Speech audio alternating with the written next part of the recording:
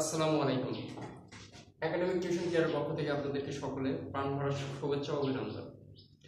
আজকে আমার ছোট ভাই অর্থাৎ আমার স্টুডেন্ট, তো সে গত 1.5 মাস ধরে আমার কাছে পড়াশোনা করছে।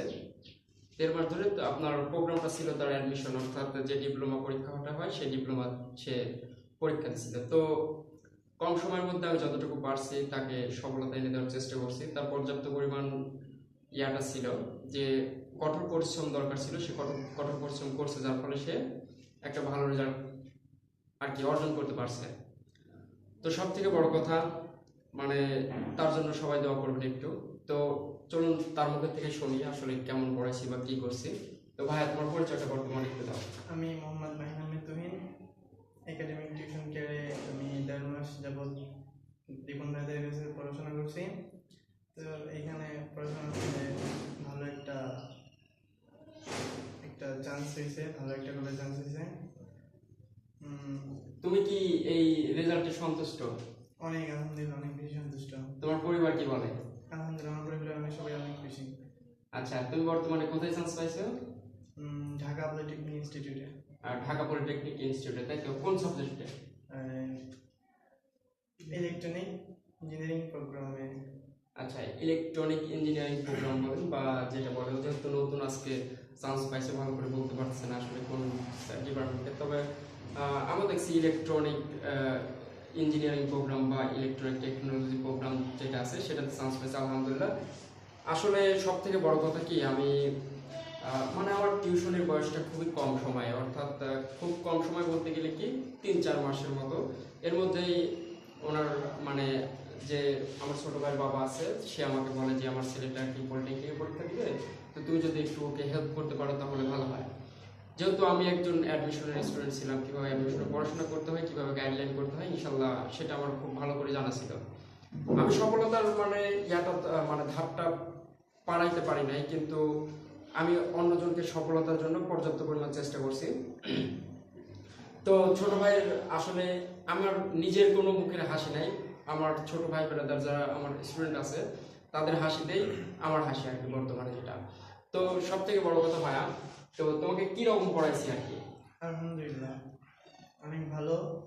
প্লাস সব দিক থেকেই আমার যত তার থেকে বেশি ভালো হয়েছে।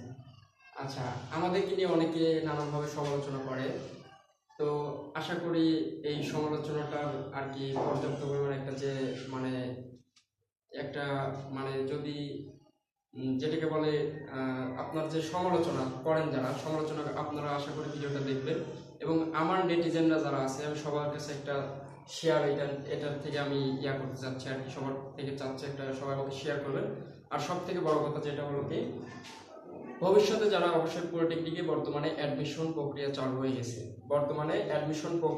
হয়ে গেছে, ভবিষ্যতে অ্যাডমিশন প্রক্রিয়া চলবে।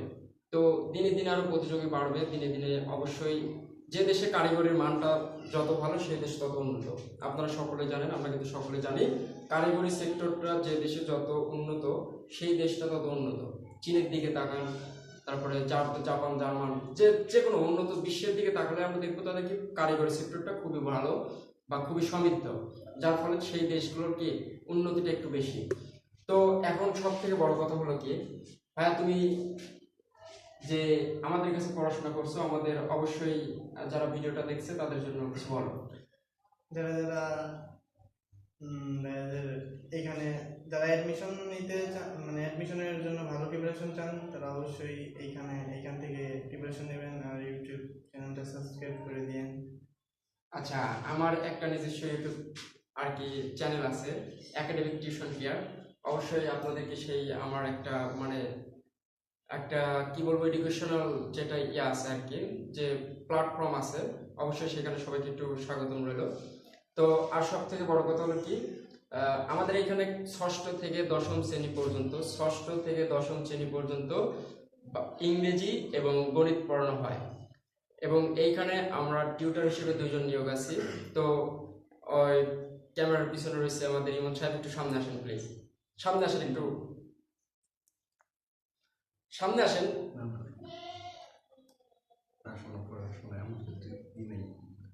আচ্ছা ঠিক আছে, সে একটু সামনে আসতে সংকীর্ণ বা একটু লজ্জাবোধ করতেছে, তো সমস্যা নেই, ইনশাল্লাহ ভালো কিছু করার চেষ্টা করব। আমরা কিন্তু ষষ্ঠ থেকে দশম শ্রেণী পর্যন্ত একদম হাতে কলমে বসে বসে সুন্দর করে বোঝাই, বা আমরা যেরকম পড়াই সেরকম আশেপাশে কেউ পড়ায় কিনা জানি না, তবে আমাদের থেকে অনেক ভালো পড়াইতে পারে, আমরা যে ভালো পড়াই তা না, তবে সবসময় চেষ্টা করি স্টুডেন্টের ভেতরে ঢোকার এবং তার কি গ্যাপটা আছে বা কি দরকার সেটা আমরা সবসময় চেষ্টা করি যে তাকে দেওয়ার জন্য।